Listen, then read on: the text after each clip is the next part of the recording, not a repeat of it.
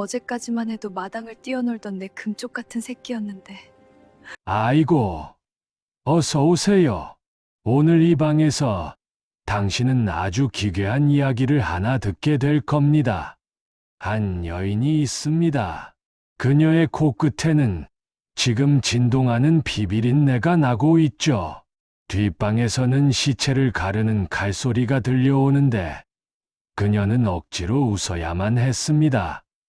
대체 이 여인은 누구이며 왜 그녀에게 이런 잔혹한 미소를 요구했던 걸까요? 그 비밀의 문을 지금 열어보겠습니다.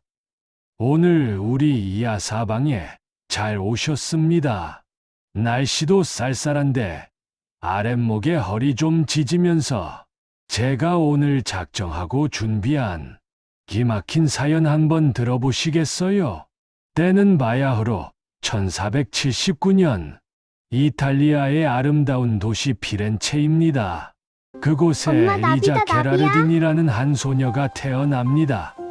리자의 집안은 유서 깊은 귀족 집안이었지만 사실 빛 좋은 개살구였어요. 이름만 귀족이지 먹고 살기 참 팍팍했습니다. 그래도 리자는 참 예쁘게 자랐습니다. 동네 사람들이 리자가 지나가면 꽃이 핀다고 할 정도로 그 미소가 참 화사하고 고왔지요. 그러다 리자가 15살이 되던 해, 한 남자를 만나게 됩니다. 이름은 프란체스코 델 조콘도. 이 남자는 리자보다 나이가 훨씬 많았고 이미 아내와 사별한 경험이 있는 비단 장수였습니다. 쉽게 말해 돈은 많은데 사연도 많은 남자였죠.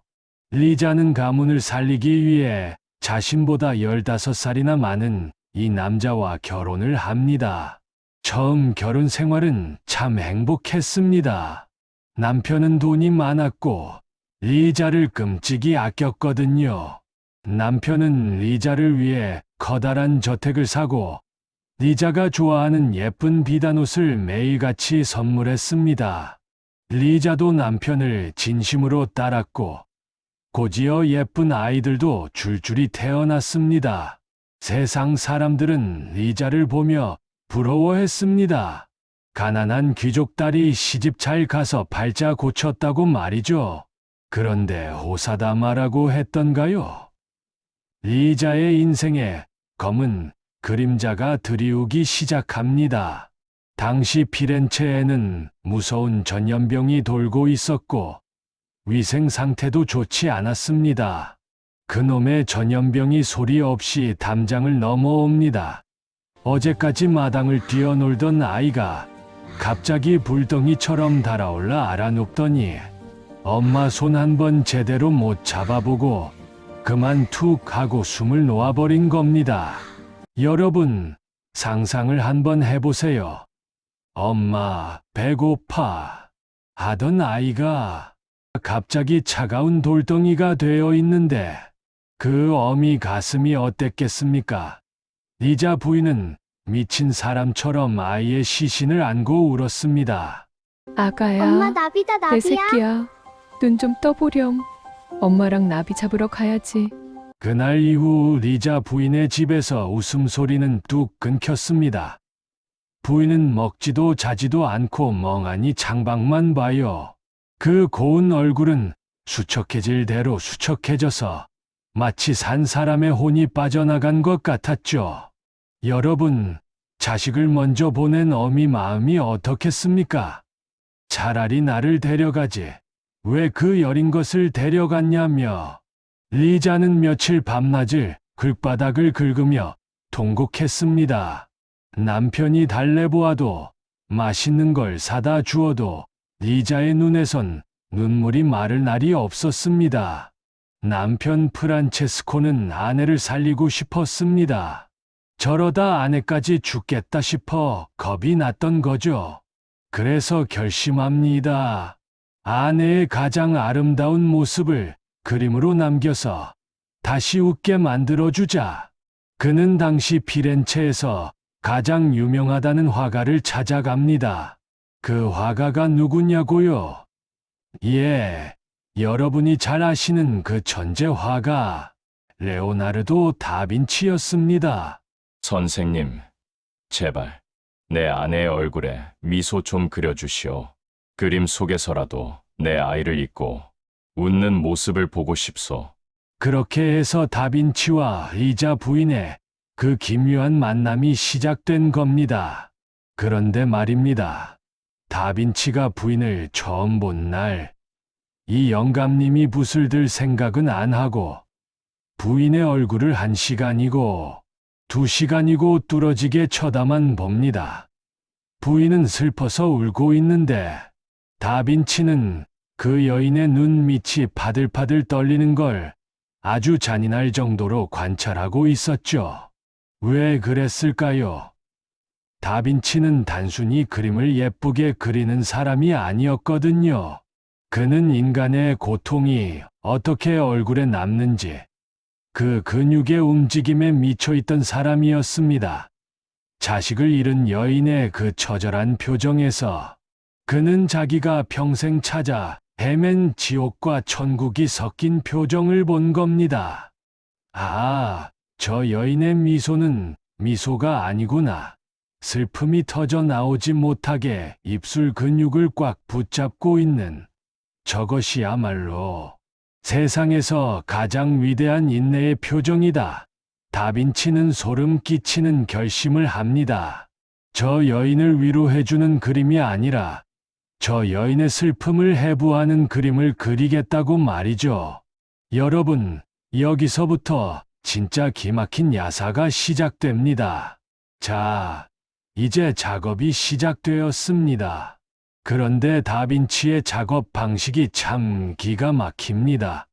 슬픔에 빠진 리사를 웃게 만들려고 다빈치는 광대들을 불러다가 재롱을 떨게 하고 악사들을 불러 매일같이 노래를 부르게 했습니다. 부인, 제발 한 번만 웃어보세요. 하면서 말이죠. 다빈치가 그림을 그리는 동안 부인은 광대를 보며 웃고 있는 게 아니었습니다. 그녀는 광대 너머에 있는 죽은 딸아이의 환영을 보고 있었죠. 그렇게 4년이라는 시간이 흘렀습니다. 보통 초상화는 몇 달이면 끝나는데 다빈치는 끝내질 않아요. 붓질 한 번 하고 몇 시간을 쳐다보고 또 다음날 와서 한 번 칠하고 멍하니 있고 남편 프란체스코는 속이 타들어 갑니다. 아니, 내 아내 그림은 언제 완성되는 거요? 하지만 다빈치는 대답도 안 하고 그림만 뚫어져라 봅니다. 여기서부터가 진짜 소름 돋는 이야기입니다. 다빈치는 리자의 얼굴을 그리면서 우리가 아는 평범한 방식이 아니라 해부학적인 지식을 총동원했습니다. 입술 주변의 근육 30개를 하나하나 분석해서 어떻게 하면 슬픔과 기쁨이 동시에 느껴질까를 고민했죠. 여러분, 모나리자 얼굴을 다시 한번 자세히 보세요. 눈썹이 없죠. 사람들은 눈썹을 밀었다고도 하지만 사실 다빈치는 이 여인의 얼굴에서 인간적인 감정을 지우고 싶어 했습니다. 슬픈지, 기쁜지, 화가 났는지 그 누구도 한 번에 알아채지 못하게 말이죠. 배경을 한번 보실까요? 여인 뒤로 보이는 강과 산, 참 묘하지 않습니까? 왼쪽과 오른쪽의 수평선이 맞지가 않아요. 일부러 삐딱하게 그려놓은 겁니다. 그래서 우리 눈이 이 그림을 볼 때 내가 착각을 일으키게 만듭니다.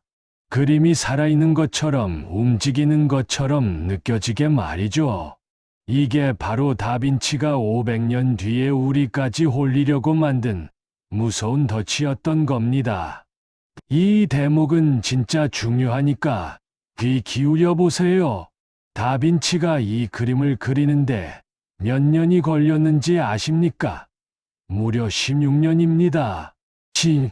16년. 세상에, 얼굴 하나 그리는데 16년이라니요. 그동안 리자는 늙어갔고 남편은 화가 나서 발작 뛰었습니다. 하지만 다빈치는 눈 하나 깜짝 안 했어요. 오히려 그는 리자를 자기 작업실에 가둬두다시피 했습니다. 지금부터 그 16년 동안 그 어두컴컴한 작업실에서 대체 무슨 일이 있었는지 아무도 몰랐던 뒷이야기를 제가 낱낱이 파헤쳐 드릴게요. 자, 여기서부터 진짜 소름 돋는 이야기가 시작됩니다. 다빈치는 완벽주의자였어요. 다빈치의 작업실은요, 일반 화가들하고는 차원이 달랐습니다. 작업실 문을 열면요, 향기로운 물감 냄새가 아니라 코를 찌르는 역한 냄새가 진동을 했습니다. 왜냐고요? 다빈치가 밤마다 시체를 해부했거든요. 근육 하나, 핏줄 하나가 어떻게 움직이는지 알아야 리자의 얼굴을 완벽하게 그릴 수 있다는 그 미친 집착 때문이었죠. 그는 그냥 예쁘게 그리는 걸로는 만족을 못했습니다. 사람이 슬픔을 억지로 참을 때는 어떤 근육이 움직이는가? 입꼬리가 올라갈 때 뺨의 근육은 어떻게 떨리는가? 이걸 정확하게 그려내고 싶었던 겁니다. 미소는 이 근육에서 시작되는구나. 이 힘줄이 당겨져야 눈매가 서글퍼 보이는구나. 노인의 눈광이 번뜩였겠지요. 그렇게 시체를 파헤치며 얻어낸 데이터가 바로 저 모나리자의 입술, 근육 하나하나에 담긴 겁니다. 그러니 저게 사람의 미소겠습니까? 죽음의 문턱에서 찾아낸 지독한 인내의 증거인 것이죠. 더 기막힌 건요, 노래 부르는 사람, 재롱 떠는 사람들을 옆에 둬서 부인이 슬픔을 잊고 단 1초라도 웃게 만들려고 애를 썼죠. 그 찰나의 순간을 포착해서 지체 해부로 얻은 지식과 합쳐서 그린 것이 바로 우리가 아는 저 미완성의 미소였던 겁니다. 리자는 그 으스스한 곳에 앉아 있어야 했습니다. 죽은 자식을 그리워하며 눈물이 쏟아지는데 다빈치는 옆에서 해골을 만지작거리며 쳐다보고 있으니 그 여자의 마음이 어땠겠습니까? 공포와 슬픔이 뒤섞여서 그 유명한 묘한 미소가 나올 수밖에 없었던 겁니다.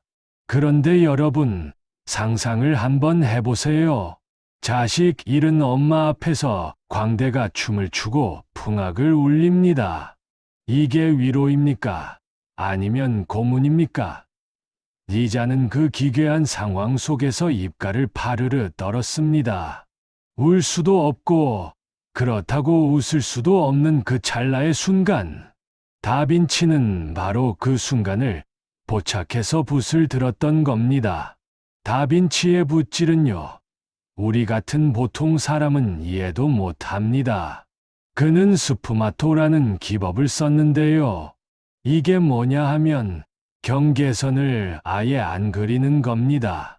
안개처럼 부옇게 만드는 거죠. 물감을 아주 얇게, 거의 투명할 정도로 칠하고 말리고, 또 그 위에 0.01mm 두께로 칠하고 또 말렸습니다. 이 짓을 수천 번, 수만 번 반복했습니다.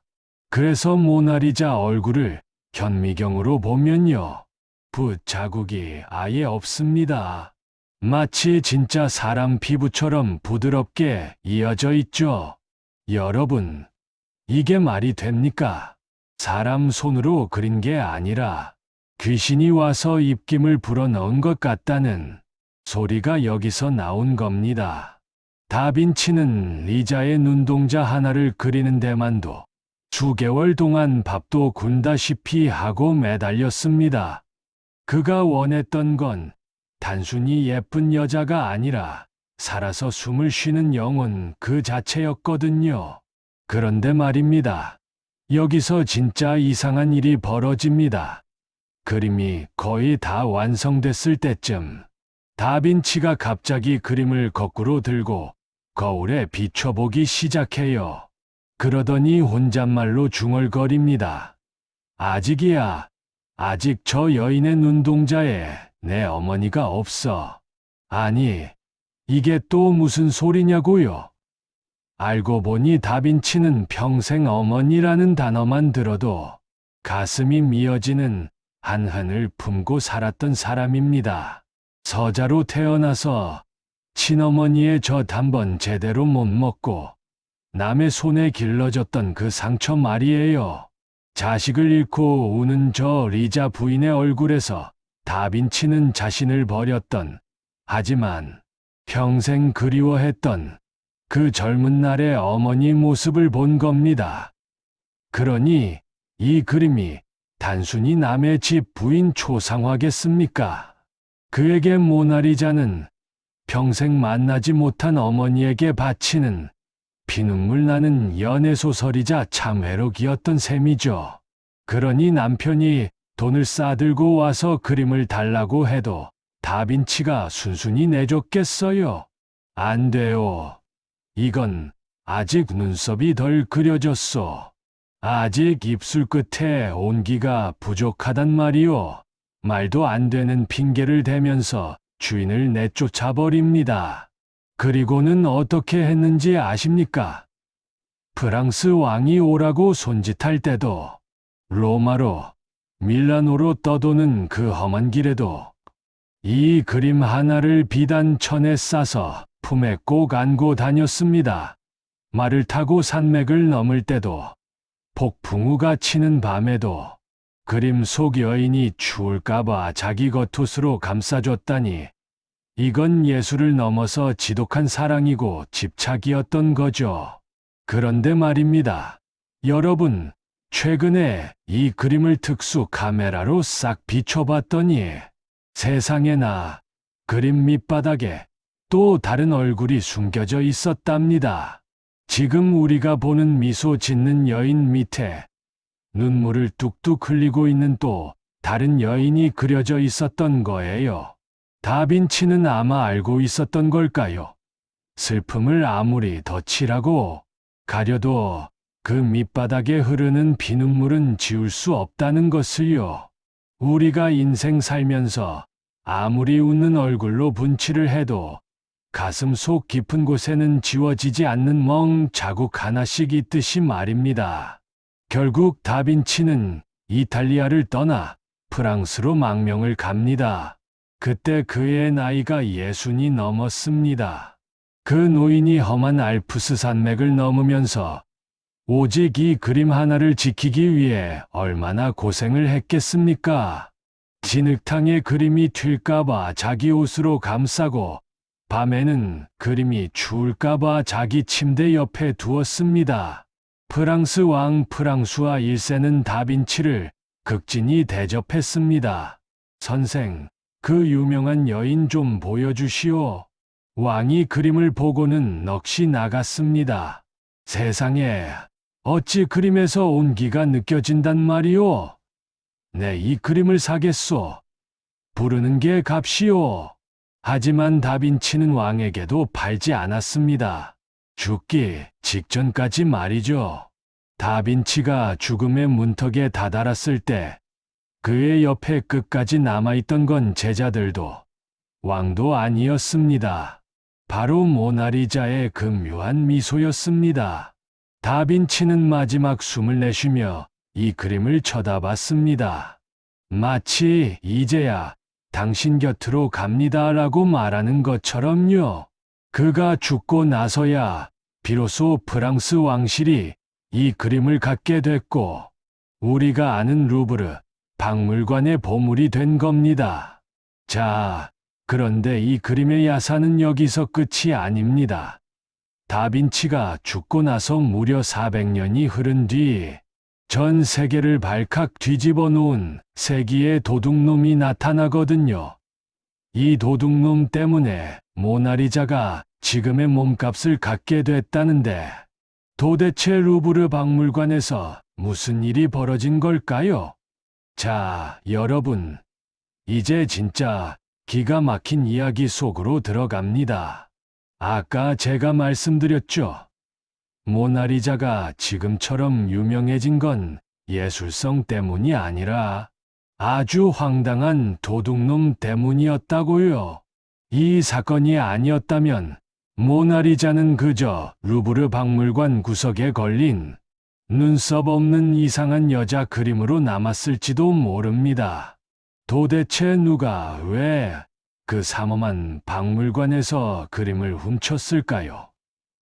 그리고 그 소동 속에 숨겨진 진짜 비밀은 무엇일까요?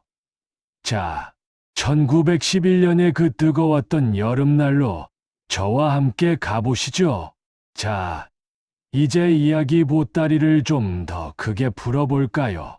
다빈치가 그토록 아꼈던 이 그림이 어떻게 전 세계 사람들의 마음을 훔친 여왕이 됐는지, 거기엔 아주 황당하고도 기막힌 사건 하나가 숨어 있습니다. 때는 1911년 프랑스 파리의 루브르 박물관입니다. 지금처럼 경비가 삼엄하지 않던 시절이었죠. 어느 월요일 아침이었어요. 박물관 청소부가 벽을 보더니 눈을 비비며 중얼거립니다. 어라, 여기 있던 그 눈썹 없는 아줌마 어디 갔어? 세상에나 모나리자가 감쪽같이 사라진 겁니다. 박물관은 발칵 뒤집혔고 프랑스 전체가 초상집이 됐죠. 국경을 봉쇄하고 가방이란 가방은 다 뒤졌지만 그림의 꼬리조차 찾을 수가 없었습니다. 그런데 말입니다. 참 아이러니한 일이 벌어져요. 그림이 없어지니까 전 세계 사람들이 난리가 난 겁니다. 그 귀한 걸 잃어버리다니 하면서 말이죠. 사람들은 모나리자가 걸려있던 빈 벽을 보려고 줄을 서서 박물관에 들어오기 시작했습니다. 웃기지 않나요? 그림이 있을 때는 쳐다보지도 않던 사람들이 그림이 사라진 빈자리 앞에 서서 눈물을 훔치고 통곡을 하니 말입니다. 자, 그런데 이 그림을 훔친 도둑놈이 누구였을까요? 어디 대단한 궤도 루팡이라도 되는 줄 알았더니 알고 보니 박물관에서 유리 기우던 가난한 일꾼 페로자였습니다. 이 양반이 앞치마 속에 그림을 쓱 집어넣고는 유유히 걸어 나간 거예요. 그는 왜 이 위험한 짓을 했을까요? 나중에 잡히고 나서 이 도둑놈이 하는 말이 가관입니다. 이 그림은 원래 우리 이탈리아 건데 프랑스가 뺏어간 거다. 나는 내 나라 보물을 되찾아온 애국자다. 하고 소리를 고래고래 질렀죠. 이 말 한마디에 이탈리아 사람들은 또 맞다. 우리 영웅이다. 하고 환호를 보냈으니 그림 한 점 때문에 온 나라가 들썩거렸던 겁니다. 그런데 말입니다. 여러분, 여기서 진짜 소름 돋는 뒷담화가 하나 더 있습니다. 그림이 사라진 2년 동안 전 세계 부자들 사이에서 이상한 소문이 돌기 시작해요. 어이, 이보게. 진짜 모나리자는 사실 내가 가지고 있네. 루브르가 잃어버린 건 가짜고 이게 진짜야. 실제로 어떤 사기꾼은요, 그림이 없어진 틈을 타서 똑같이 생긴 가짜를 6점이나 그렸답니다. 그러고는 미국의 멍청한 부자들에게 이게 그 훔쳐온 진짜 모나리자요 하고 속여서 어마어마한 돈을 갈취했죠. 결국 2년 뒤에 도둑놈은 잡혔고 모나리자는 다시 루브르로 돌아왔습니다. 하지만 그때부터 사람들은 의심하기 시작했어요. 지금 저기 걸려 있는 게 진짜 다빈치가 그린 게 맞나? 진짜는 어느 부잣집 지하 금고에 숨겨져 있는 거 아냐? 여러분, 우리 인생도 가끔 이렇지 않나요? 내 곁에 있을 때는 소중한 줄 모르다가 떠나고 나서야, 잃어버리고 나서야 가슴을 치며 후회하잖아요. 그리고 그 빈자리를 채우려고 가짜 웃음, 가짜 행복을 꾸며내기도 하죠. 모나리자가 지금처럼 몸값이 수조 원이 된 건 다빈치의 붓질 때문만이 아닙니다. 사람들의 그 지독한 탐욕과 가진 것을 잃었을 때 느끼는 그 서글픈 갈망이 이 그림에 엄청난 몸값을 붙여버린 것이죠. 자, 그런데 말입니다. 이제 마지막으로 들려드릴 이야기가 남았습니다. 다빈치가 이 그림 속에 글자 그대로 암호를 숨겨놨다는 소리 들어보셨나요? 그의 눈동자 속에, 그리고 배경 뒤에 숨겨진 죽음보다 깊은 마지막 고백에 대해 들어보셨냐는 말입니다. 자, 이제 이야기 보따리의 가장 깊은 곳을 꺼낼 시간이네요. 다들 여기까지 잘 따라오셨나요? 마지막으로 제가 아주 소름 돋는 비밀 하나를 더 알려드릴게요. 최근에 이탈리아의 연구가들이 아주 고성능 돋보기로 모나리자의 눈동자를 샅샅이 뒤졌답니다. 그랬더니 세상에나 오른쪽 눈동자 속에 아주 작은 글씨로 알파벳 LL과 VV가 새겨져 있었다는 거 아닙니까? 네, 맞습니다. 바로 레오나르도 다빈치의 이름 앞글자죠. 화가는 왜 그 작은 눈동자 속에 자기 이름을 새겼을까요? 너는 영원히 내 눈 속에 있다. 내 영혼이 너를 지켜보고 있다. 평생 고독했던 늙은 천재가 그림 속 여인의 눈을 빌려 자기 자신을 위로하고 싶었던 건 아닐까요? 그리고 저 여인의 어깨 너머 배경을 한번 보세요. 길이 하나 구불구불 나 있지요. 저 길의 끝은 어디로 향하고 있을까요? 많은 이들은 저 길이 이승과 저승을 잇는 다리라고들 합니다. 자식을 먼저 보낸 어미와 어머니를 평생 그리워한 아들이 결국 다시 만나게 될 그 길 말입니다.